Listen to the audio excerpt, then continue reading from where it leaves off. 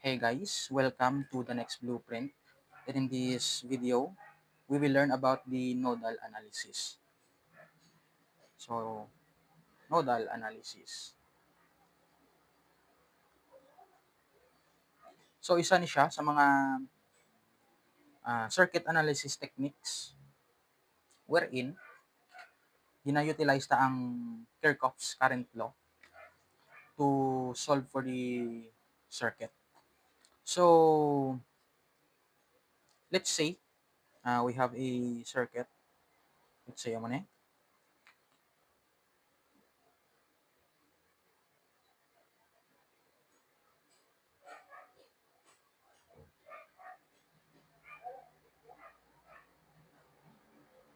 Okay, so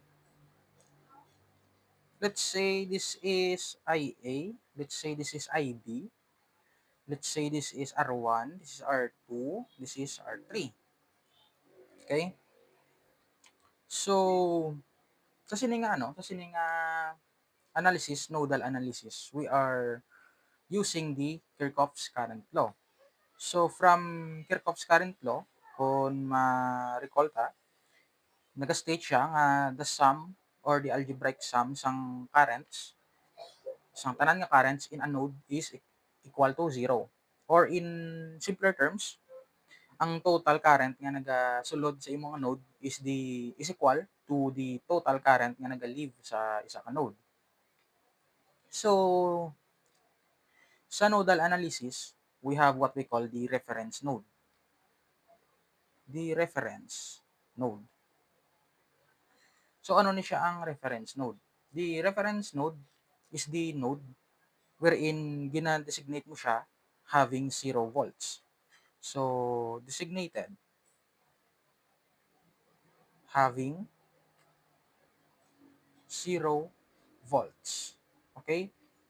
So, ang karon mabalanta nga amon siya and the convenient na choice sang reference node. So, actually, ikaw lang ni ang pwede makapili sang reference node depende kung anong convenient sa imo. But the common rule or rule of thumb is that kung ano nga node ang pinakadamo element dara naka-connect, so amo na siya ang imo nga pilion nga reference node. So, for convenience. So, choose the node where the most element or where the most number of elements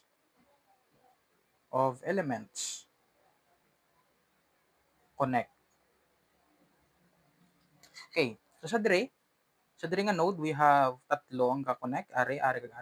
Dire, we have tatlo man ang ka-connect. Dire, we have 1, 2, 3, 4. Apat ang ka-connect sa dire nga node. So, we will use this or we will designate this as the reference node. So, para maano mo siya nga reference node, we put a symbol nga amo ni. So, in electrical, this is called the ground or the reference. So, in this node, 0 volts na di siya. So, let's say, gusto ta makita ang I diri sa R2. Let's say, gusto ta may I na ding flow diri sa R2. So, gusto ta makita din na. So, sa nodal analysis, every other node nga nabilin, we will designate them as mayara sila mga nodal voltages. So, for example, let's say this is node 1. Alright, let's say this is node 1. Let's say this is node 2. Ang obrahon ta, we will designate a voltage dire nga so let's say this is V1, okay? So V1 is the voltage sa node 1 with respect sa reference node. So for example, let's say ang V1 mo mayara 5 volts.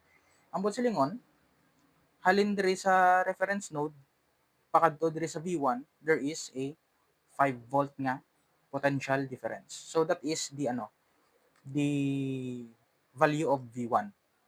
And the V2 also, or the node 2, we have, let's say, meron V2 nga node voltage. So, they are called the node voltage. Amo na gina-designate sa kada nodes. So, paano tani siya isolbon? So, let's say may I ka day nga ginapangita. Okay? So, let us apply KVL sa node 1. So, dire ma-designate I1, dire ma-designate I2. Okay? So, it's up to you kung ano ning pangalan mo sa ila. So, I'll choose the I1 and I2. So, there is a node 1. We will apply the Kirchhoff's current law. So, therefore, we have ang IA nga nagasulod, okay? Minus ang I1 nga nagagwa, minus ang I nga nagagwa is equivalent to 0. So, this is the Kirchhoff's current law. So, we know from Ohm's law nga the voltage across the resistor is equivalent to the current nga nagalabay sa resistor times the resistance ang ina nga resistor. Or we have I is equivalent to V over R. Okay?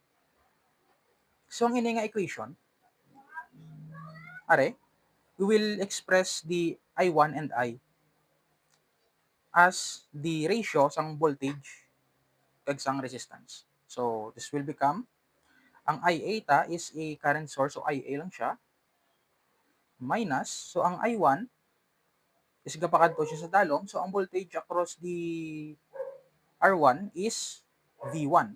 Okay? V1, so ang reference voltage is 0. So V1 minus 0.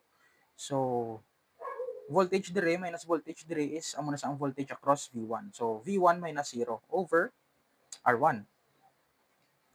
Minus, so ang I is gapakadto dito, which means ang aton nga voltage will be are and are. So V1, ang voltage dire is V1 minus V2. So are ang voltage dire kag sa dire is V1 minus V2.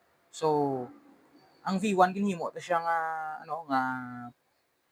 positive since ang imo nga current ay ga flow from V1 nga terminal to V2 nga terminal. So ang kung mag-apply ta di Ohm's law, V over R is ang voltage across sa R2 is V1 minus V2 over the resistance of course nga R2 equals 0. So amo ni siya ang equation ta sa node 1 using the nodal analysis. So we have there is sa node 2, we will have ang gasulod is I, are, minus gagwa nga I2, minus gagwa nga IB, equals 0. Okay? So, dire, we have ang I naton, ang I nga are, is, again, voltage across R2, which is V1 minus V2. So, V1 minus V2 over R2. That is Ohm's law. So, minus, ang I2 naton, I2 is V2 minus reference voltage nga 0. So, V2 minus 0 over R3. Minus IB, ang IB is the value sang sang aton nga current source, so IB na lang. Equals 0. So, are, these two equations, since may unknown since may ara ta unknown nga V1 and V2, then ang duwa ta ni ka equation are already sufficient to solve them. So, two equations and two unknowns. So, actually, ari ang V1 minus 0, so of course, ang 0, ginbutang mo na lang na for explanation. Pero sa totoo, pwede mo na siya nga V1 over R1 na lang. And also sa dire, V2 over R3 na lang. So, since ang gusto ta is ang I sa dire nga direction, then if makuha ta ang V1 kag V2, then we have I will be equal to ang voltage across dire will be V1 minus V2 over R2. So, this is the value of I. So, in this sa sining concept is first, we will determine the reference node. And of course, amo na siya ang gina-designate sang 0 volts.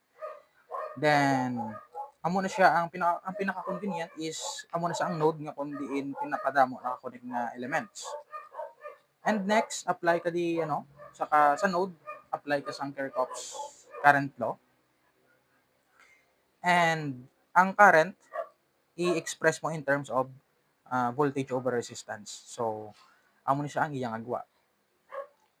So, the voltages across the resistance is are the voltages difference ang voltages sa duwaya ka terminals. So, amo na siya ang voltage across sa iya. So, minus mo lang sa piyak, kag sa minus mo lang sa piyak.